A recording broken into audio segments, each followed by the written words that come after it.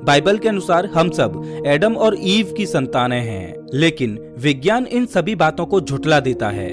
विज्ञान की तो इंसानों के उद्गम के बारे में अलग ही थ्योरी है। चार्ल्स डार्विन की इवोल्यूशन थ्योरी के अनुसार हम इंसानों का विकास लाखों करोड़ों सालों में बंदरों से हुआ है, और विज्ञान इस बात के साक्ष्य भी देता है, क्योंकि समय समय पर खुदाई में हमारे पूर्वजों के अवशेष मिलते रहते हैं। लेकिन इसमें भी रिलीजियस लोगों का एक सवाल है कि अगर इंसान बंदरों से विकसित हुए तो आज के बंदर इंसान क्यों नहीं बने। तो इस सवाल का भी जवाब विज्ञान देता है। जैसे कि एक पेड़ उगता है तो वो बड़ा होता जाता है, उसके बाद उसमें से अलग अलग शाखाएं निकलती हैं, और उन शाखाओं में से भी और छोटी छोटी शाखाएं निकलती हैं। उसी तरह करोड़ों साल पहले बंदर, चिंपैंजी और हम इंसानों के पूर्वज एक ही थे, लेकिन जिस तरह पेड़ बड़ा होने पर उसकी शाखाएं अलग अलग बट जाती हैं, उसी तरह हमारे पूर्वज भी भौगोलिक परिस्थितियों के हिसाब से अलग अलग शाखाओं में विकसित होते गए, जिनमें से एक शाखा में हम इंसान विकसित हुए, दूसरी शाखा में बंदर, तो अन्य शाखाओं में चिंपैंजी जैसे जीव विकसित हुए। मतलब आज जो बंदर और चिंपैंजी मौजूद हैं, उनका मूल निकास भी वही है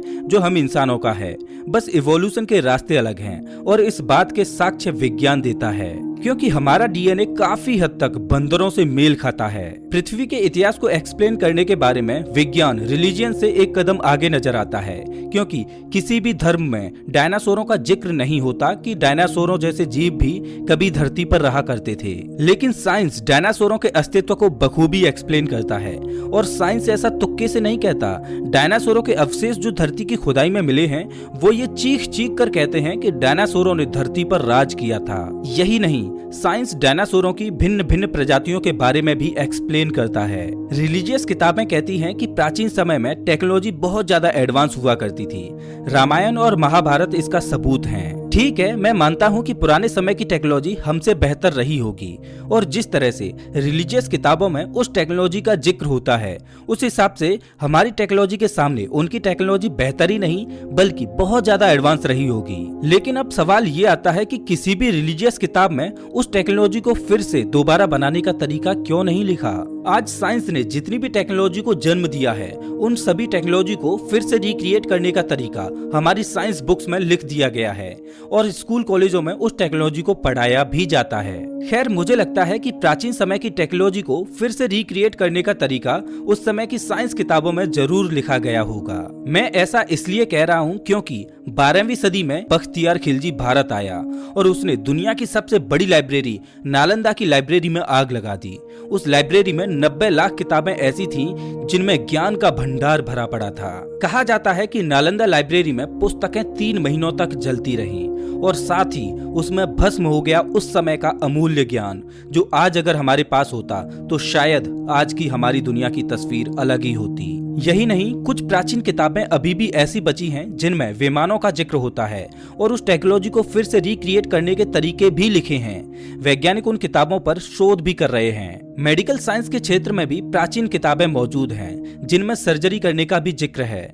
ऐसी ही एक किताब है सुश्रुत संहिता, जो प्राचीन समय के मेडिकल साइंस को एक्सप्लेन करती है। दोस्तों, 90 लाख किताबें कोई छोटा नंबर नहीं है। आप एक बार के लिए कल्पना करके देखिए कि आज कोई खिलजी जैसा ही पृथ्वी की सभी साइंस बुक्स को खत्म कर दे और इंटरनेट के सभी सर्वर्स को भी तबाह कर दे, तो क्या हालत होगी हमारी। हम ज्यादातर टेक्नोलॉजी के रिक्रिएट करने के तरीकों को खो चुके होंगे। खैर, बात हो रही थी साइंस वर्सेज रिलीजियन की। आज समाज 2 गुटों में बटा हुआ है, नास्तिक और आस्तिक। आस्तिक तो हम बचपन से ही बन जाते हैं, क्योंकि हमें बचपन से ही हमारे माता पिताओं के द्वारा धर्म के बारे में बताया जाता है। लेकिन जैसे ही हम स्कूल जाना शुरू करते हैं तो वहाँ पर हम विज्ञान को पढ़ते हैं और इस ब्रह्मांड को विज्ञान की नजरों से देखते हैं। तब हम धीरे धीरे रिलीजियस किताबों से मुंह फेरने लगते हैं, और ऐसा होना स्वाभाविक भी है, क्योंकि विज्ञान हमें हमारे मन में उठ रहे सवालों के जवाब लॉजिकली देता है, जो हमें संतुष्ट करता है। लेकिन यही चीज रिलीजियस बुक्स में मिसिंग है। अब सवाल ये आता है कि क्या हमें आस्तिक होना चाहिए या नास्तिक। तो मुझे ऐसा लगता है कि आप आस्तिक हो या नास्तिक, इससे कोई फर्क नहीं पड़ता। फर्क सिर्फ इस बात से पड़ता है कि आप अपने धर्म को मानते हो या नहीं। कुछ लोग कहते हैं कि मेरा तो कर्म ही धर्म है, लेकिन मुझे ऐसा लगता है कि ये बात पूर्णतः सत्य नहीं है, क्योंकि कर्म से धर्म का जन्म नहीं होता, बल्कि धर्म से कर्म का जन्म होता है। उदाहरण के लिए, आप चोरी चकारी लूटपाट करते हो, लोगों की हत्या करते हो, तो ऐसे में आप जो काम कर रहे हो वो तो आपका कर्म ही हुआ ना। तो क्या आपका जो कर्म है वही धर्म है? नहीं। धर्म हमें बताता है कि हमें चोरी चकारी लूटपाट नहीं करनी चाहिए, किसी की हत्या नहीं करनी चाहिए। मतलब धर्म हमें अच्छा कर्म करना सिखाता है।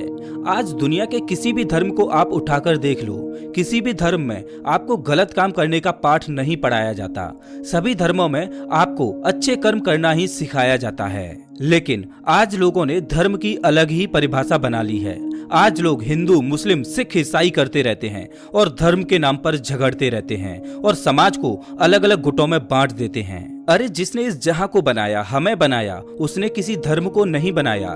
धर्म को तो हम इंसानों ने ही अच्छे कर्म करने के लिए बनाया, ताकि हम समाज में कुरीतियां ना फैलाएं। सभी धर्मों में अच्छे कर्म करने के लिए अपने अलग अलग नियम बनाए गए, ताकि समाज सुखी रह सके। लेकिन आज धर्म के नाम पर आतंकवाद जन्म ले रहा है। धर्म के नाम पर आज लोग दंगे फसाद करते हैं, एक दूसरे से झगड़ते हैं। मेरी नजरों में ये वो लोग होते हैं जिन्हें धर्म की ABCD भी नहीं पता। अगर उन्होंने अपने धर्म को पढ़ा होता तो वो हिंसा की ओर रुख ना करते। खैर, अब सवाल आता है कि क्या हमें विज्ञान को मानना चाहिए या धर्म को मानना चाहिए? तो मेरा मानना तो ये है कि हमें विज्ञान का साथ कभी नहीं छोड़ना चाहिए, क्योंकि विज्ञान हमें आधुनिक बनाता है, चीजों को लॉजिकली समझाता है। लेकिन मुझे ऐसा भी लगता है कि बिना धर्म के विज्ञान भी अधूरा है, क्योंकि हिरोशिमा और नागासाकी में जो हुआ वो विज्ञान का ही कहर था। लेकिन इसमें विज्ञान का क्या दोष? दोष तो हम इंसानों का था, जिन्होंने विज्ञान का गलत उपयोग किया। विज्ञान अभिशाप भी है, विज्ञान वरदान भी है। विज्ञान को अभिशाप बनाना है या वरदान, ये हमें धर्म सिखाता है। और कोई भी धर्म ये नहीं कहता कि विज्ञान अभिशाप बने। कोई भी धर्म ये नहीं कहता कि बंदूक उठा लो और धर्म के नाम पर मारकाट करो। चलो हम अच्छे कर्मों के लिए धर्म को मान